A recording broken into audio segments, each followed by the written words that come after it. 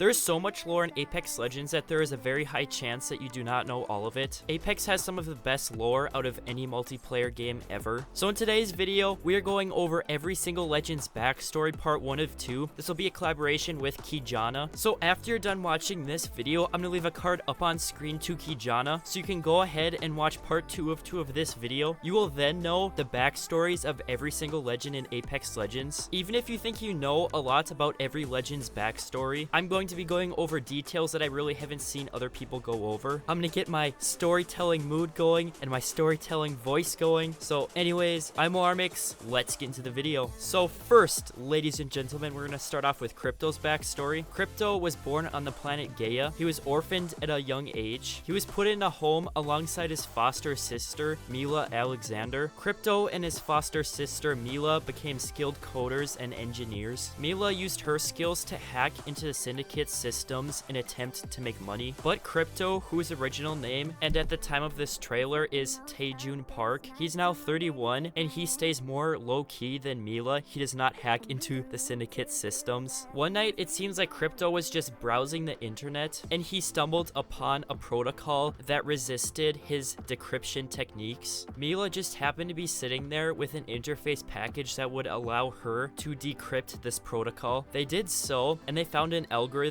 that would allow them to predict the champion of any given Apex game. Krypto, knowing very well that if the Syndicate found them with this, they would be murdered. Krypto attempted to warn Mila that you should not use this because you will die, but she ignored him. Mila went back to wherever she lives. Most likely, she placed a bet on whoever would win the next Apex game. And welp, the Syndicate found out about it, and Mila went bye-bye. Krypto luckily woke up right before the Syndicate got to his front door. He barely escaped out of his apartment alive. He used his EMP to get rid of the drones that were chasing him, and then he used his drone to find a safe path to safety. All of this shows us how evil the Syndicate really is. And to add on top of this, Krypto was framed for his foster sister's death. Taejun Park, who, wow, now amazingly turns into Krypto, has grown understandably a pretty strong hate for the Syndicate. He traveled to World's Edge to destroy the repulsor tower, the only thing keeping the deadly animals from outside of King's Canyon away from the Apex games. He did this not only to make the Syndicate pay for a brand new, very expensive map, but also this served as a distraction for Krypto to get into the Apex games. We now move on to Bloodhound. So once upon a time, in a place that we call today World's Edge, Bloodhound was doing something inside of the house, maybe just chilling, but then all of a sudden, Refinery had an accident. Refinery made coolant for lava, but apparently there was some meltdown of sorts there. This sent out a giant cloud of coolant all the way from Refinery to Geyser. This is where this scene takes place right here. This is where Bloodhound lived. So this coolant cloud covered a very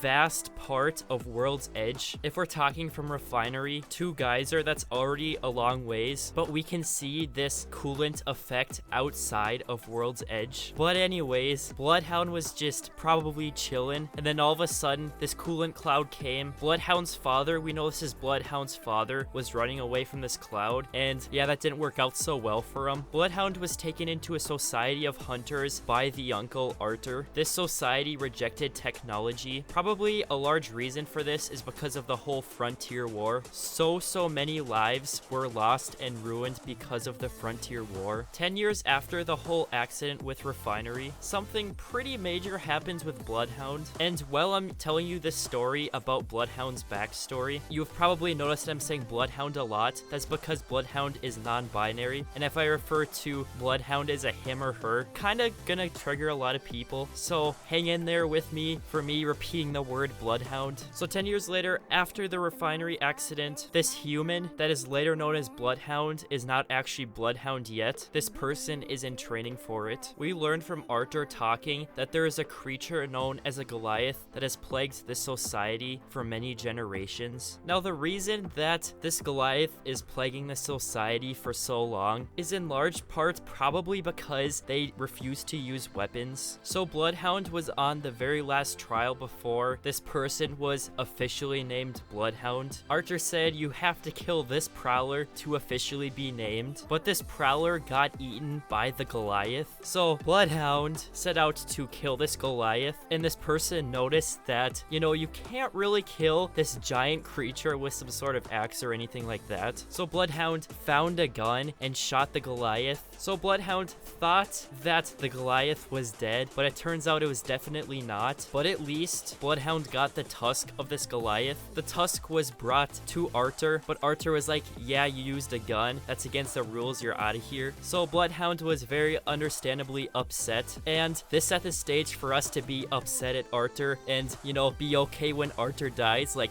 I see what you're doing, Apex.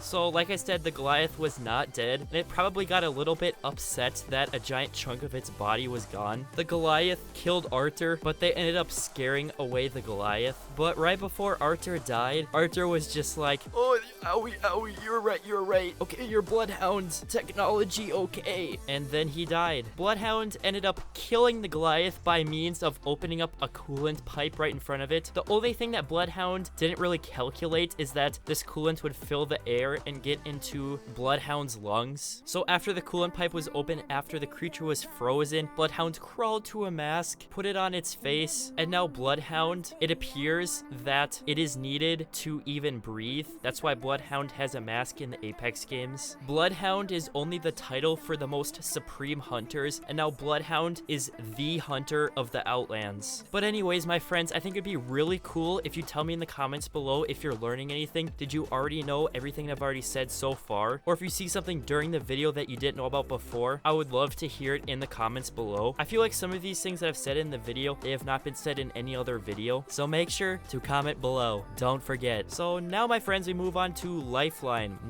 So Lifeline is from the planet Samethe. So a quick fun fact, this is actually where Revenant's head teleported to after Loba's attempt to shoot it in the Season 5 launch trailer. So there is a decent chance that this may be the very next map in Apex Legends, Lifeline's home planet. During Lifeline's childhood, her parents were profiteers of the Frontier War. Her parents became very rich for doing very messed up things to people. Lifeline, being the caring person that she is, she thought, I'm gonna balance this out a little bit, the terrible things that my parents have done, by enlisting in the Frontier Corps, a humanitarian organization that aids communities in need. Because during the Frontier War, the war that takes place in the Titanfall series, there were a lot of terrible situations for people. There was a lot of poverty. Now the kind-hearted Lifeline participates in the Apex games in an attempt to fund the Frontier Corps. The Frontier Corps lost funding, and now Lifeline funds the Frontier Corps with her winnings from her victories of the Apex games. And now it is time for Wraith's backstory. There are a couple of things that I've pieced together about Wraith's backstory that I do not believe have been said before. I have said a couple of these things before in my previous videos. So speaking of things in my previous videos, I do a lot of different interesting Apex Legends videos just like this. So hit that subscribe button right now below this video for some more cool videos just like this. Wraith seems to be a former IMC pilot. There are a couple of reasons for this, but Wraith does have two logos that signals her to be a former IMC pilot. There's some other evidence behind it, but I'm not going to get into it in this video. But Wraith, most likely after being a retired IMC pilot, she either resumed or became a scientist. Her career revolved around other dimensions. She believed heavily that other dimensions exist, so she wanted to do an experiment with her lab partner, Amir Singh. This experiment, it is pretty heavily believed that this involved other dimensions, but we are not really too sure what the experiment was exactly about. But my theory is that Wraith and her lab partner, they were trying to create portal technology and the ability to travel to other dimensions. Wraith very likely being a former IMC pilot. In Titanfall, they can already phase shift. They can already become invincible for a few seconds. So chances are before Wraith even went into the experiment, she had the tactical ability that we have today on Wraith. But in the Voidwalker trailer, we can see a bunch of Wraiths. Only one Wraith can actually travel to different dimensions. That is the Voidwalker Wraith that we saw in the trailer. I believe that all of the other Wraiths, the experiment failed. They can all phase shift. They can all go invincible for a few seconds. But our Wraith today, her experiment went the most horribly wrong. She lost all of her previous memories. So the Voidwalker Wraith, while she was traveling through the different dimensions, she saw this Wraith and how bad of a situation she was in. The Voidwalker Wraith decided to help out our Wraith today, mainly because she just felt like helping out another Wraith, and also because she wanted to kill Amir Singh, the person who horribly experimented commented on Wraith. Our Wraith today now participates in the Apex games on King's Canyon to learn more about her past. I also believe that on World's Edge there are labs underneath it. That is why Wraith participates in the Apex games on World's Edge, but that is just a theory. And also, there is a plot hole to what I am saying. Our Wraith today also has the passive ability to where she is warned whenever she is in danger. But my theory is that there's only that one Voidwalker Wraith that could actually go into different dimensions and warn other Wraiths. I believe she went into different timelines and warned the Wraiths about pretty much anything that was ever going to happen to them. Because when you saw Wraith in the labs, when she was stuck in that room and the guards locked her in and started a fire inside, this one Wraith was the only Wraith that was able to open up a portal, get out of there. Then that one Wraith helped out a bunch of other Wraiths by saying to like kick through the glass. I think that one Wraith warning every Wraith ever. I think that is why there is always a Wraith conveniently there to always warn you if there is danger. Because that means sometimes if there is danger, you wouldn't get warned. There might not be a Wraith conveniently sitting there to warn you of danger. So these are the reasons that I think there is only one Voidwalker Wraith that is able to go through portals. But I'm almost always open to discussion in the comments below about anything and everything Apex Legends. And now, ladies and gentlemen, we're on to Octane's backstory. This is going to be a little bit of a quicker one. Octane doesn't have a lot of backstory yet. Who knows, we might get a character exclusive trailer for Octane in the future. We'll have to see. But anyways, Octavio Silva was born on the planet Samethe. As you probably know now, this is Lifeline's home planet and also the planet that Revenant's head is on. So there's a lot of details pointing towards Samethe being the next map for Apex Legends. And you know, Alarmix is always sliding in those extra details, so make sure to subscribe if you're not subscribed to my channel. As Lifeline, Octane is the child of very wealthy people. Octane's parents are owners of Silva Pharmaceuticals. And you know, Octane, he's not really a whole fan of stuff like that. He's more into death-defying stunts, so the whole pharmaceutical life that is supposed to be set up for him, he's not really into that. So quite to the disappointment of Octane's parents, he participates in death-defying stunts to entertain him. He makes holo vids of his stunts for his fans. He then attempted to break the time record of the gauntlet. The gauntlet is actually from Titanfall 2, and Octane, trying to break the all-time gauntlet time record, he tried to use grenades to propel himself forward. And in Titanfall 2, fun fact, the all-time time record for that, it was broke using grenades. So Octane, quite unfortunately, a grenade blew off his legs. In the hospital bed, Octane ended up persuading Lifeline to get him new robotic legs. Now Octane performs his death-defying stunts in the Apex games, a brand new platform to show off to his fans. So that'll wrap it up for Octane, and now on to Loba. So most of you are already gonna know Loba's backstory, especially the subscribers to my channel. So I only plan on saying 3 sentences about Loba's backstory. So sentence 1, one day Loba was having dinner with her parents, who are career thieves. Sentence 2, then Revenant showed up and crashed the party and killed her parents. Sentence 3, Loba now participates in the Apex games to kill the half-invincible boogeyman.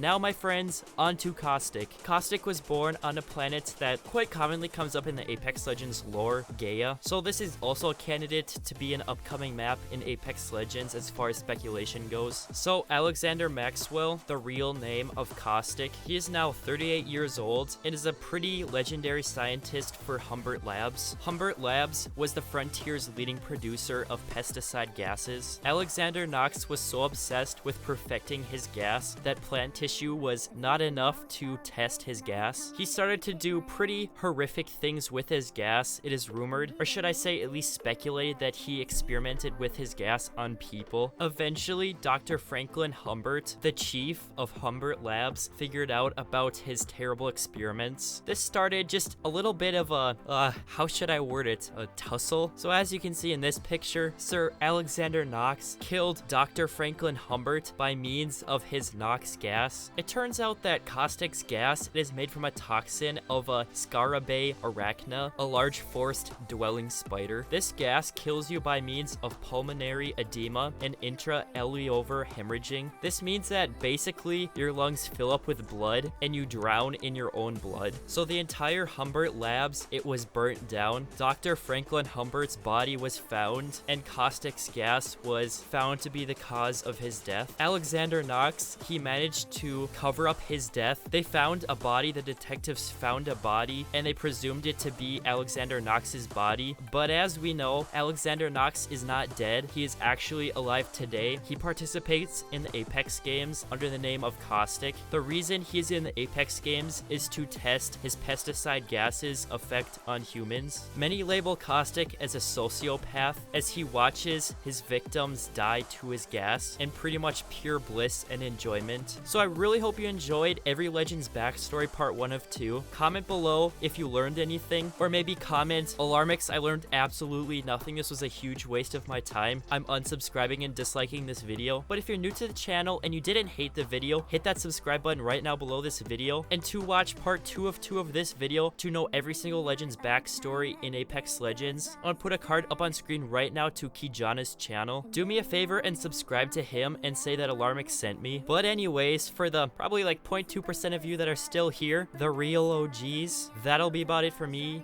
the Alarmix. I'll see you guys later.